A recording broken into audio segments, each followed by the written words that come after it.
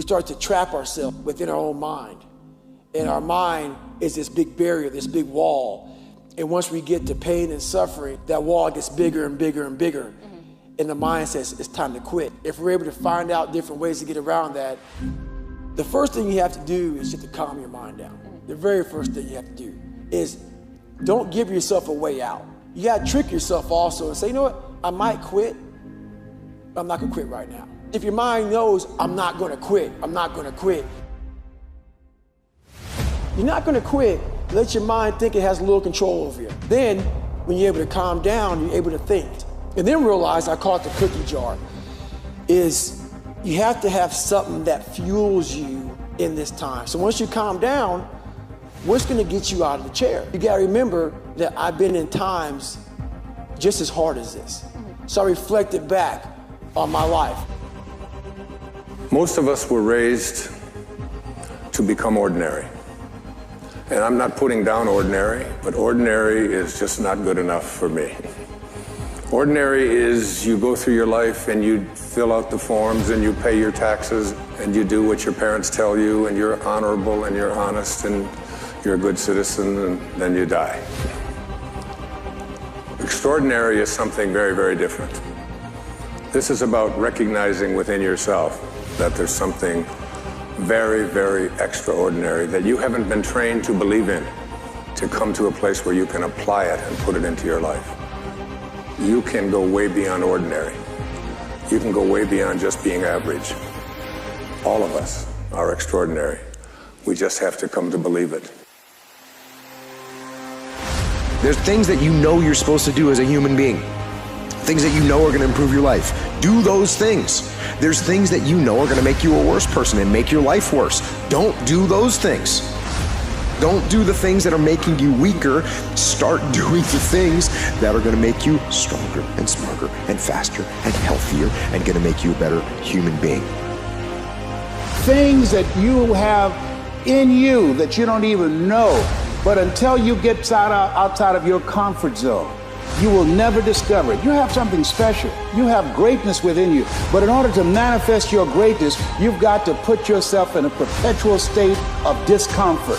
Yes, you've got to challenge yourself. You've got to raise the bar on yourself. You've got to get busy. You've got to work your plan. It's time for me to do me, to pursue my dream, to work my plan, to implement the things that I want for myself and for my family and for my kids. And what is your legacy? What do you want to do for yourself?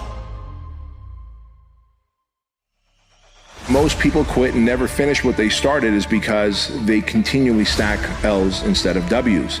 You probably do things to set yourself up to fail in life. You set your alarm clock to wake up at a certain time, and then you hit that snooze button. What did you do? You stacked the L.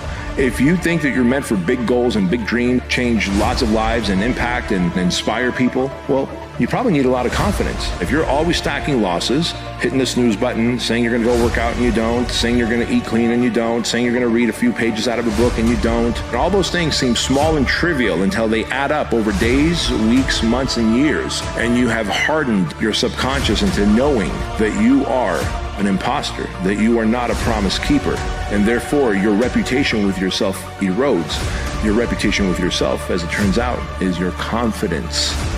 You will hold sturdy against anything that's thrown at you, based on that firm inner conviction that you will not falter, you will not flounder, you will not fail.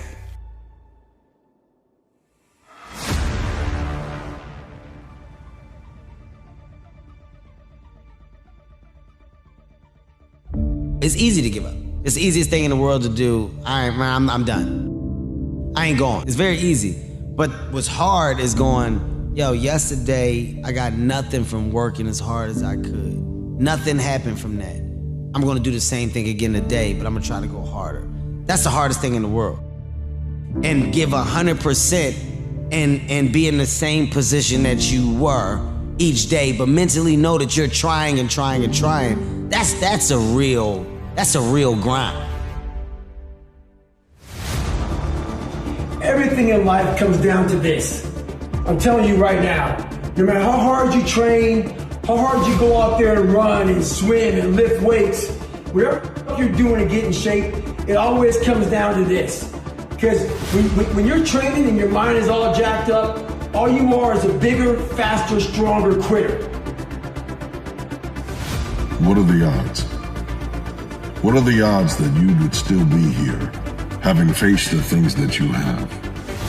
What are the odds that you'd be still active when everyone else has given up?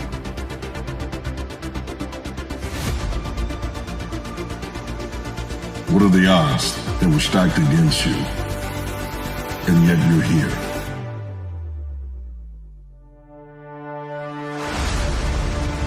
Other than death, all failure is psychological. Now, this does not mean that you won't lose some battles, because you will. We all will. But it does mean that as long as you don't surrender, as long as you don't give up, as long as you don't quit, then you haven't failed. It just means you've made a temporary tactical retreat. It means you've made a brief withdrawal so that you can regroup and reattack. So, as far as I'm concerned, if you get beat, unless you're dead, you are not defeated. And you have not failed. What you've done is you've learned. You've gained experience. And you're still alive. And you have memories to make. So get up and go get after it. There's a purpose to your pain. There's a reason why you have had to endure. You may not see it now, you may not feel it right now, but there is a purpose in our pain.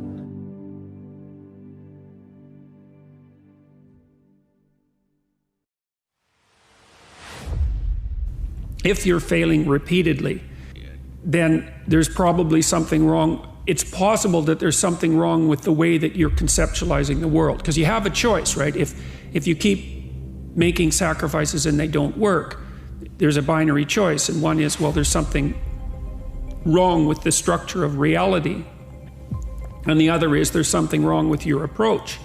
And so then you might say, well, let's take the first idea, there's something wrong with the structure of reality.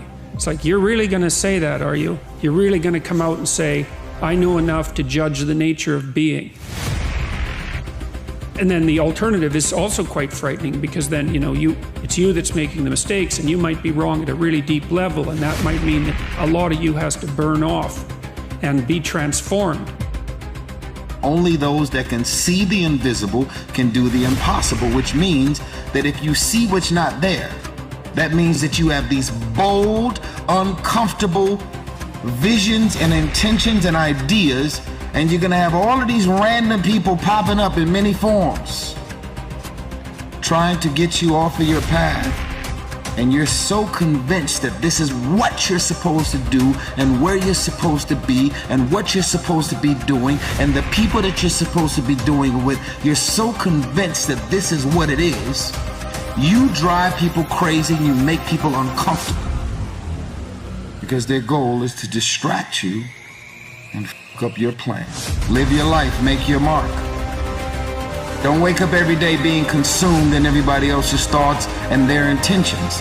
You're not supposed to be another person that lived and died and didn't do anything significant. Hide our true selves from the world because we're so afraid to be judged. We're so afraid that people will walk out of their life. We're so afraid to lose this and lose that. I'm gonna tell you something. I want you to hear me clear. When you don't be who you are, when you don't truly be yourself and who you are, you know what happens in your life? You attract the wrong things in your life. Some of us, we attracted the wrong jobs because to get that opportunity, we had to change who we were. And the opportunity might have been good at first, but now we're stuck in a place where we're miserable.